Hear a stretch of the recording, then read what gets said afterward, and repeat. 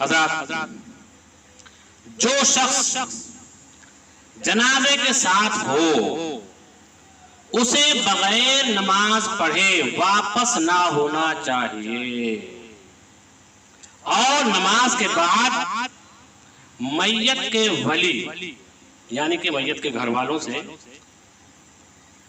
اجازت لے کر واپس ہو سکتا ہے نماز جنازہ پڑھنے کے بعد۔ تو دفن کے بعد اجازت کی ضرورت نہیں۔ اب جیسے کچھ کام ہے ارجنٹ، کہیں کچھ گاڑی ہماری چھوٹ جائے گی، ٹرین فلائٹ چھوٹ جائے گی، تو ایسی حالت میں آپ مٹی دینے کا انتظار نہ کریں، نماز جنازہ پڑھ لیں اور میت کے گھر والوں سے اجازت لے کر آپ گھر واپس جا سکتے ہیں۔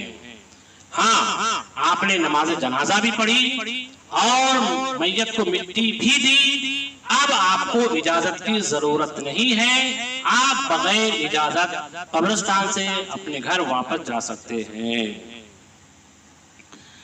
کچھ لوگ یہ سوال کرتے ہیں، کیا شوہر بیوی کے جنازے کو کندھا دے سکتا ہے؟ بیوی کے جنازے کو کندھا دے سکتا ہے بغیر کسی ہچکچاہٹ۔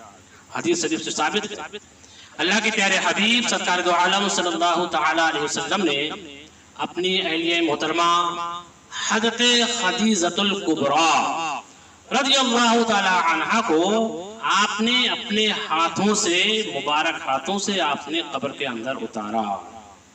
ہاں، اس میں ایک مسئلہ یہ ہے کہ شوہر بیوی کو کندھا بھی دے سکتا ہے، چہرہ بھی دیکھ سکتا ہے، نماز جنازہ بھی پڑھ سکتا ہے اور قبر کے اندر اتار بھی سکتا ہے، مٹی بھی دے سکتا ہے، ہاں، بغیر حائل کپڑا، یعنی کہ ڈائریکٹ بدن کو ہاتھ نہیں لگا سکتا۔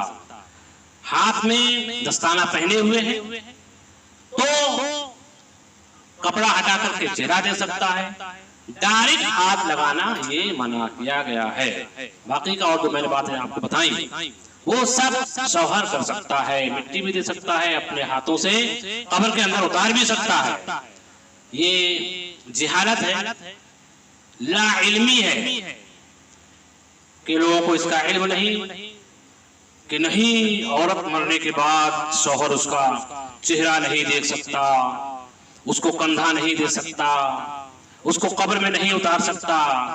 اس حدیث شریف سے آپ اچھی طرح سے سمجھ گئے ہوں گے، میں امید کرتا ہوں، لیکن آپ کو یہ باتیں سمجھ میں آئیں گی کب آپ ان باتوں کو سمجھ پاؤ گے؟